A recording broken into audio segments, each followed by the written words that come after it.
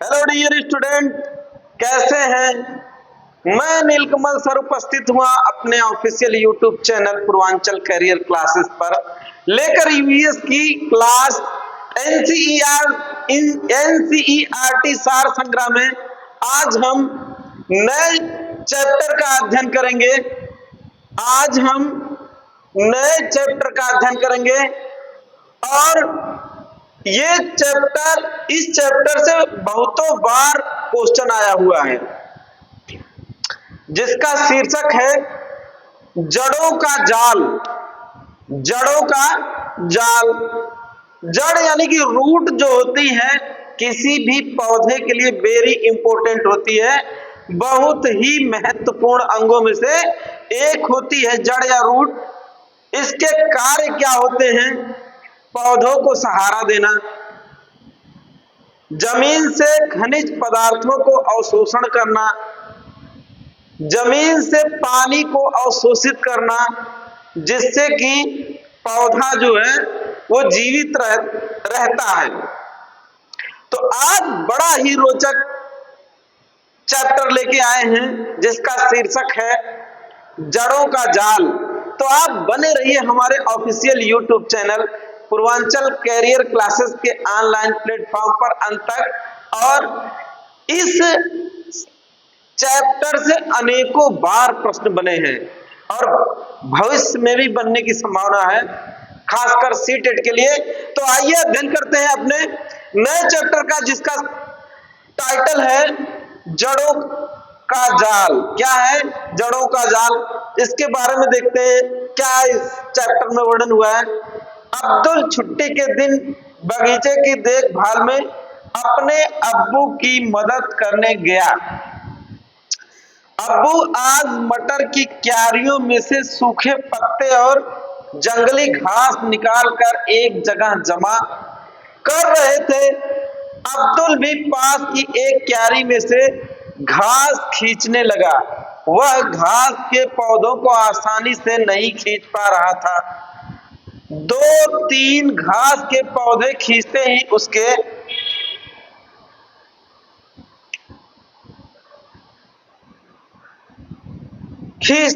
उसके हाथ लाल हो गए। खींचने के चक्कर में बेल के सहारे के लिए जो डंडी लगी थी गिर गई, और तो और मटर की नाजुक बेल भी टूट गई। अब्बू ने कहा, तुम घास के पौधों को क्यों खींच रहे हो? घास की जड़ें बहुत मजबूत होती हैं, तुम्हें इन्हें खोद कर निकालना पड़ेगा। अब्दुल ने खुरपी से कुछ घास के पौधों को उखाड़ना चाहा, पर मुश्किल था। उसने देखा कि घास का पौधा जितना बड़ा जमीन के ऊपर था, उससे कहीं ज्यादा जमीन के नीचे। यहाँ पे एक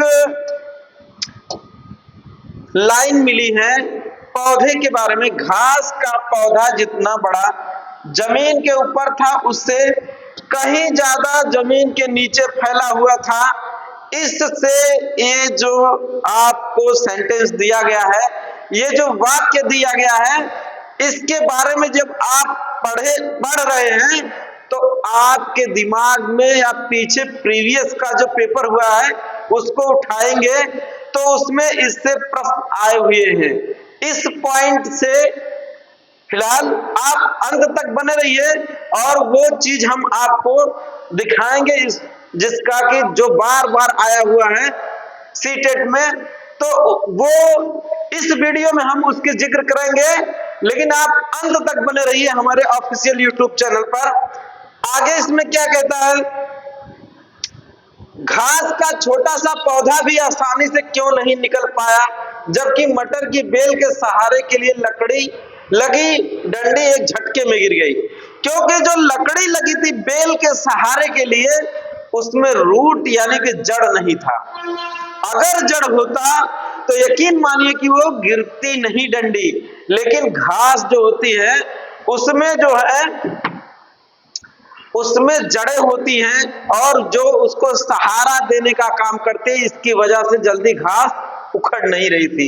यहाँ पे दिखाया गया है अब्दुल को, ये मटर के बेल के लिए ये डंडा लगा हुआ है और वो घास खींच रहा था लेकिन डंडा गिर गया और घास नहीं उखड़ी।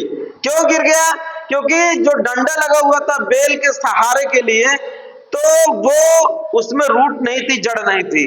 बेल का मतलब यहाँ पे मटर के पौधे की बेल की बात कर रहा है। ठीक है, आगे क्या है? क्या सभी पौधों की जड़ें होती हैं? बिल्कुल होती हैं। अपने आसपास कुछ पेड़ पौधे देखो, अंदाजा लगाओ इनकी जड़ें कितनी गहरी होंगी। तो आप अपने पास जो भी जितने भी पेड़ पौधे हैं अनुमान लगा सकते हैं कि उसकी जड़ें कितनी गहराई तक गई हैं। आगे देखते हैं, 3 दिन बाद अब्दुल ने देखा कि मटर के पौधों का टूटा हुआ एक हिस्सा सूख गया था। चित्र को देखो, अंदाजा लगाओ पौधे का कौन सा हिस्सा सूखा होगा। तो यहां देखते हैं, ये उसका तना उखड़ा था मटर का और वो सूखा हुआ है।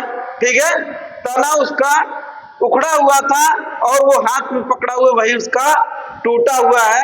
आगे क्या है?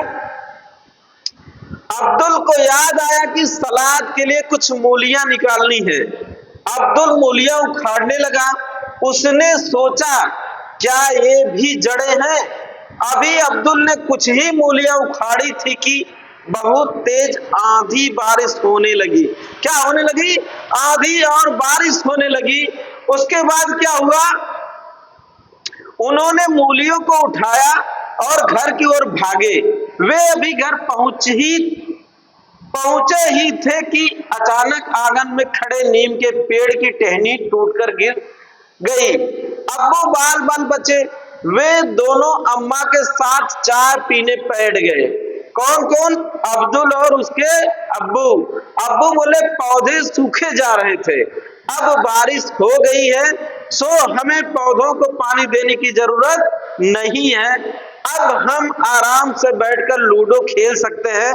तो आपको बता दें कि पौधा जो होता है उसको जीवित रहने के लिए पानी, खनिज पदार्थ, अन्य प्रकार के पोषक तत्वों की जरूरत होती है, जिसकी आवश्यकता की पूर्ति पौधा जड़ों के माध्यम से करता है।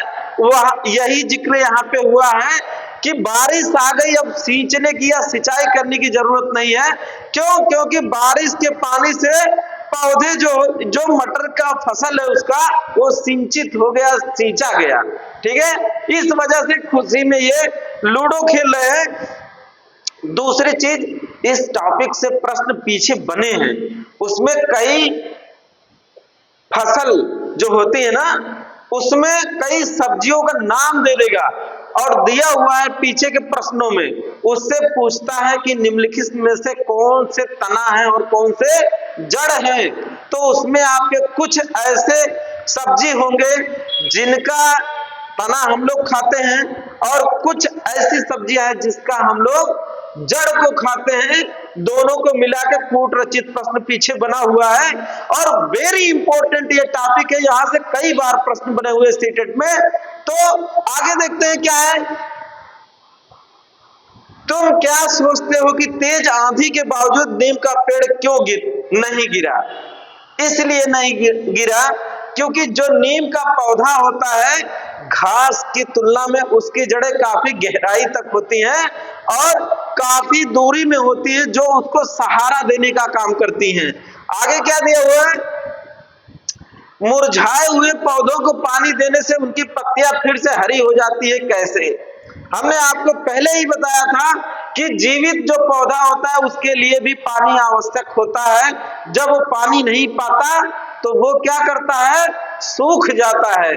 तो मुरझाया हुआ जो पौधा है वो पानी ना पाने की वजह से मुरझाया हुआ है और पानी जब उसको मिल जाता है तो हरा भरा हो जाता है। तुम्हें क्या लगता है, क्या सभी पौधों को पानी चाहिए? बिल्कुल चाहिए। एक चीज और जान लीजिए, चाहे इंसान, जानवर, पेड़ पौधा, कोई भी जीवित जीव अगर है तो उसको जीने के लिए श्वास जरूरी है और भोजन जरूरी है और पानी जरूरी है। ठीक है, तो पौधों को भी इंसानों, जानवरों की तरह पानी की जरूरत पड़ती है। अगर इन पौधों को पानी ना दे तो क्या होगा? पौधे सूख जाएंगे अब्दुल का ध्यान इस बात पर गया कि उसने तो कभी नीम के पेड़ को पानी नहीं दिया। उसने सोचा नीम के पेड़ को पानी मिलता कहां से। बिल्कुल जिज्ञासा वाला बच्चा है अब्दुल। वो सोच रहा है कि उसको तो हम पानी देते नहीं, लेकिन वो पाता कहां से है। तो इसके लिए जो नीम की जड़ें होती है काफी गहराई तक जाती हैं, तो जो भूमिगत जल द्वारा नम भूमि होती है उससे पानी प्राप्त करता है कौन? नीम का पौधा। आगे क्या है? तुम्हारे आसपास ऐसे कौन से पेड़ पौधे हैं जिन्हें पानी देने की जरूरत नहीं पड़ती? तुम्हारे आसपास ऐसे कौन से पेड़ पौधे हैं जिसे पानी देने की जरूरत नहीं पड़ती है? तो आप बताओ, जैसे नीम का पेड़ हो गया, शीशम का पेड़ हो गया, यानी कि जो बड़े पेड़ हो गए, बरगद का पेड़ हो गया, इन सब पेड़ों को आपको पानी देने की जरूरत नहीं होती है।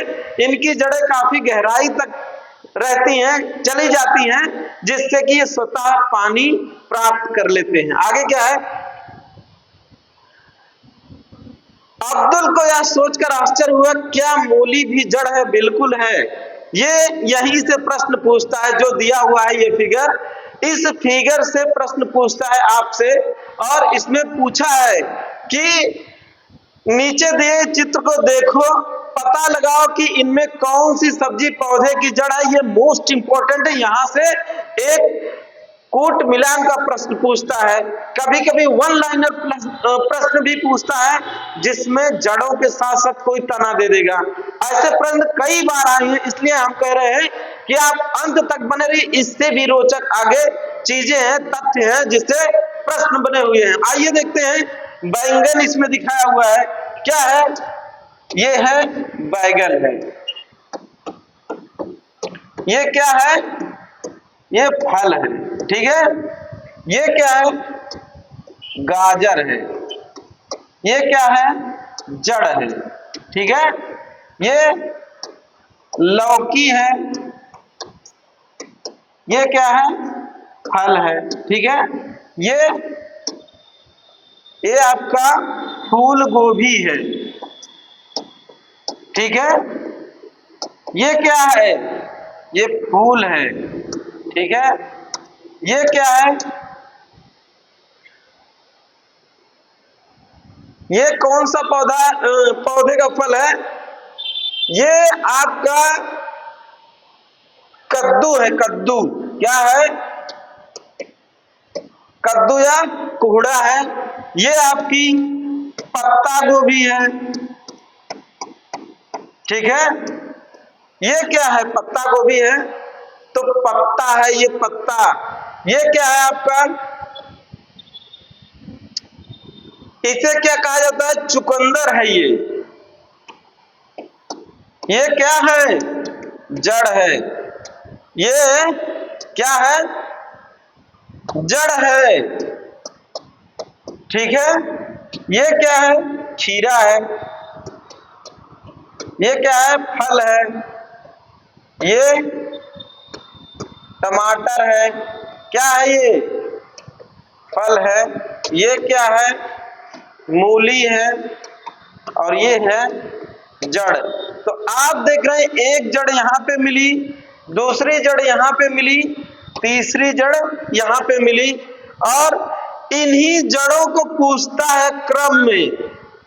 जैसे ही आपको मूली दे दिया, गाजर दे दिया, एक इसमें टमाटर डाल दिया, नहीं हो पाएगा। ऐसे 4 ऑप्शन देता है, जिसमें अगर एक ऑप्शन में ये तीनों मिल जाते हैं, मूली भी और आपका गाजर भी और चुकंदर भी, तो ये जड़ों का समूह पूछता है। ऐसे प्रश्न आए हुए हैं। आगे देखते हैं। इजी है, लेकिन इससे प्रश्न बनते हैं। आजकल तो अब्दुल के दिमाग में पौधे ही घूमते हैं। उनके बारे में अनेकों सवाल उठते हैं। स्कूल की दीवार से एक पौधा निकलते देखकर अब्दुल सोचने लगा, इस पौधे की जड़ें कहां तक जा रही होंगी। तो ये पौधा आपके सामने दिख रहा है। कौन सा पौधा है ये? आप देख रहे हैं इस फिगर में, ये है आपका पीपल का पौधा। क्या है? पीपल का पौधा।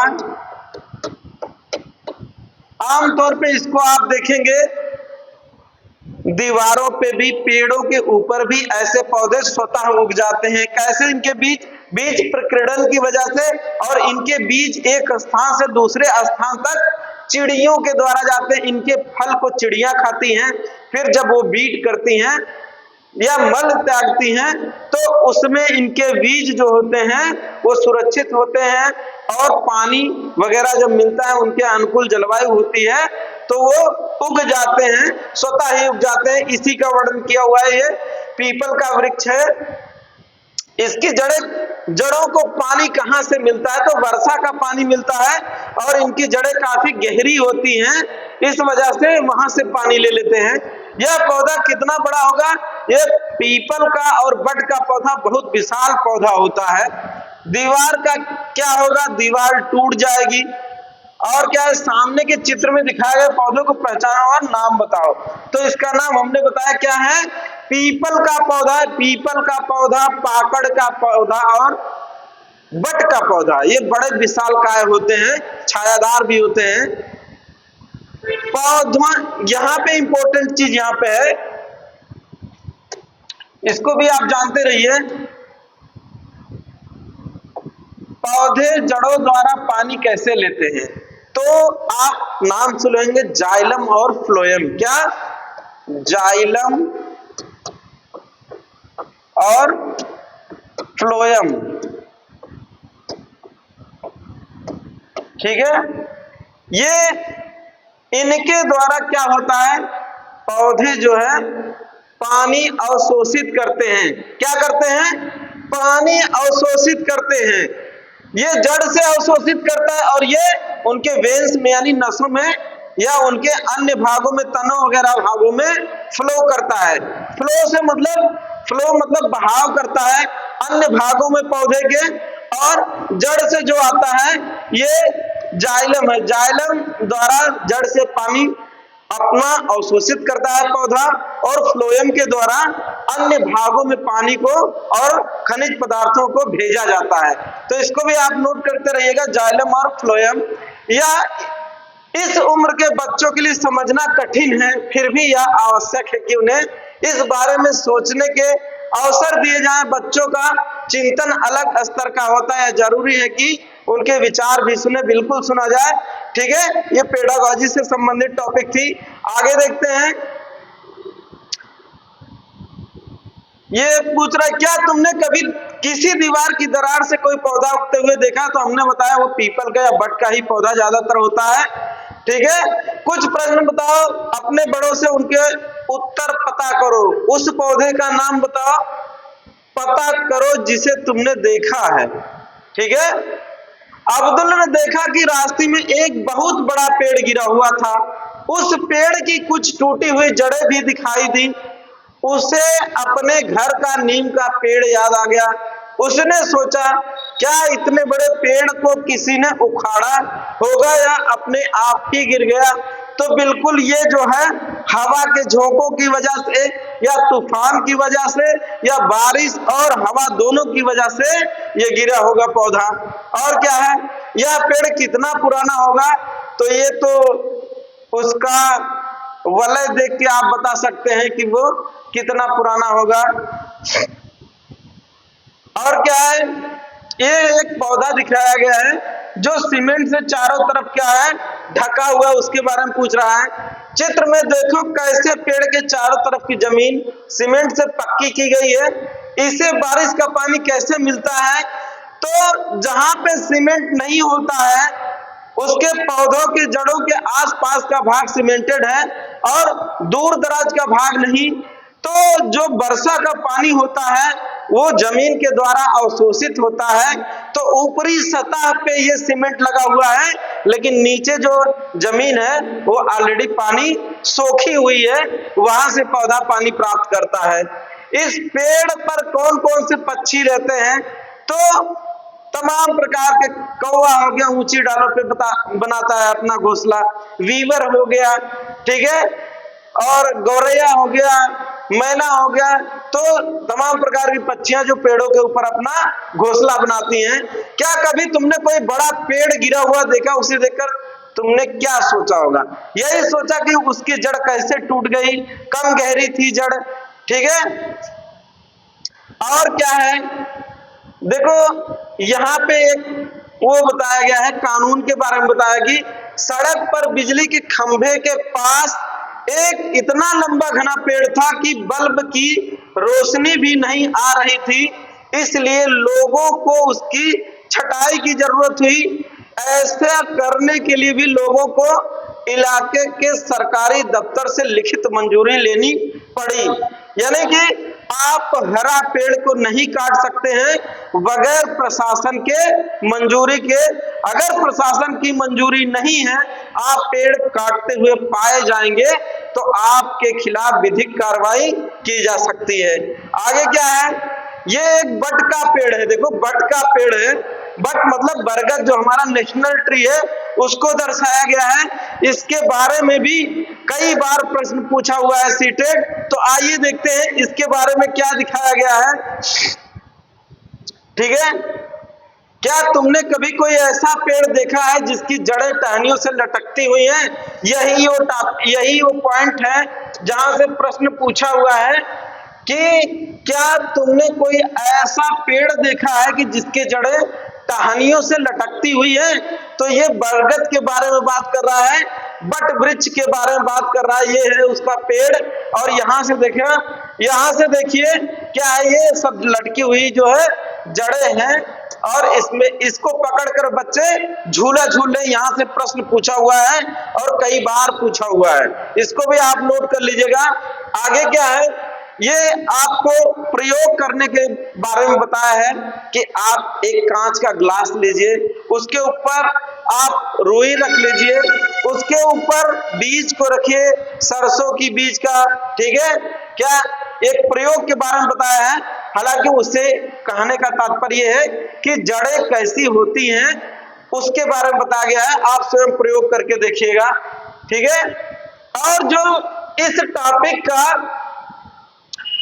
सबसे इंपॉर्टेंट है, ठीक है, वो ये वाली है। इसका स्क्रीनशॉट आप ले लीजिए, इसको पेन पेपर लिए हो तो हर एक लाइन इसका आप नोट कर लीजिए। ऑस्ट्रेलियाई ओक के बारे में बात हो रही है, और ये कहां पे पाया जाता है? ऑस्ट्रेलिया के डिजर्ट यानी कि मरुस्थलीय क्षेत्रों में पाया जाता है। इससे अनेकों बार प्रश्न बना है सीटेट में, जड़ों से बना है, जो पीछे हमने दिखाया सब्जी का समूह, और इससे बना हुआ है, तो मोस्ट इंपॉर्टेंट है, इसको आप नोट करिए। आइए इसके बारे में जानते हैं क्या दिया हुआ है, देखते हैं। बहुत ध्यान से इस चीज के एक एक बिंदु को आप देखिएगा। ऑस्ट्रेलिया में एक पेड़ पाया जाता है जिसका नाम है रेगिस्तानी ओक। पहले तो इसको आप नोट करिएगा।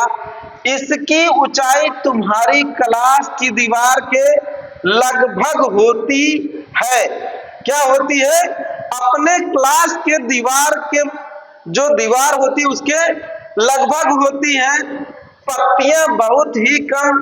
अंदाजा लगाओ इसकी जड़ें जमीन में कितनी गहरी जाती होंगी। सोचो यदि ऐसे 30 पेड़ जमीन पर लाइन से लिटा दिए जाएं, देखो ये यहां से इंपॉर्टेंट है, उस लंबाई तक जमीन में गहरी जाती हैं इस पेड़ की जड़ें, जब तक पानी तक ना पहुंच जाए। यह पानी पेड़ के तने में जमा होता रहता है। उस इलाके में रहने वाले लोग जानते थे जब कभी इस इलाके में पानी नहीं होता तो वहां के लोग इसके तने के अंदर पतला पाइप डालकर पानी निकाल लेते थे। तो देखिए बड़ा ही इंपॉर्टेंट ये वाला आपका जो ये वाला पोर्शन है, ये हिस्सा जो है इस चैप्टर का मोस्ट इंपॉर्टेंट है ऑस्ट्रेलियाई ओक से। इसको आप एक एक बिंदु को नोट करिए और याद करिए। यहां से सीटेट अनेक बार प्रश्न पूछा हुआ है। एक बार फिर हम इसका अंडरलाइन करते हैं कि कहां कहां से प्रश्न बनता है, इतने को आप जरूर याद करिएगा, ठीक है। एक तो इसका नाम आप ये नोट करिए कि इसका नाम ऑस्ट्रेलियाई ओक है, ठीक है। दूसरा, पहला यहां से आप नोट करिए, 1 नंबर, इसकी ऊंचाई तुम्हारी क्लास की दीवार के लगभग होती है और पत्तियां बहुत कम, ठीक है। और दूसरा है इसका, इसकी जड़ें जमीन में कितनी गहरी जाती होंगी सोचो। तो इसको तो आप इस चीज को ना बताएं। आगे देखिए, इसमें और चीज हम बता रहे हैं, उसको आप नोट करिएगा। ये 30 पेड़ जमीन पर लाइन से लिटा दिए जाएं, उस लंबाई तक जमीन में गहरी जाती है क्या? इसकी जड़ें। कौन सी जड़ें? ऑस्ट्रेलियाई ओक की जो जड़ें हैं, उसके जमीन के ऊपर वाला जो भाग है उसको 30 पेड़ की लंबाई के बराबर लिटा दीजिए। उतनी गहरी जमीन के नीचे तक इसकी जड़ें जाती हैं जब तक कि भूमिगत जल ना मिल जाए, ठीक है, जब तक कि पानी तक ना पहुंच जाए। इसको भी आप नोट करिएगा। यह पानी पेड़ के तने में जमा होता रहता है। उस इलाके के लोग यह बात जानते थे। जब कभी इस इलाके में पानी नहीं होता, वहां के लोग इसके तने के अंदर पतला पाइप डालकर पानी निकाल लेते थे। तो इतने चीज को आप जरूर नोट करिएगा। यहां से अनेकों बार प्रश्न सीटेट पूछा हुआ है, अनेकों बार। तो कैसा लगा आज का वीडियो, आप कमेंट करके जरूर बताइएगा। और इस वीडियो में जितने पॉइंट हमने बताया उसको आप नोट करिए। और वहां से सीटेट अनेकों बार प्रश्न पूछा हुआ है, जितना आप उसको, जितने भी पेपर सीटेट द्वारा लिए गए हैं उसको उठा के देखेंगे तो ज्यादातर इस चैप्टर से प्रश्न पूछे हैं। तो आप हमारे official YouTube channel Purvanchal career classes को सब्सक्राइब, लाइक, शेयर, कमेंट करना ना भूलें। मिलते हैं अगले एपिसोड में, तब तक के लिए नमस्कार, जय हिंद।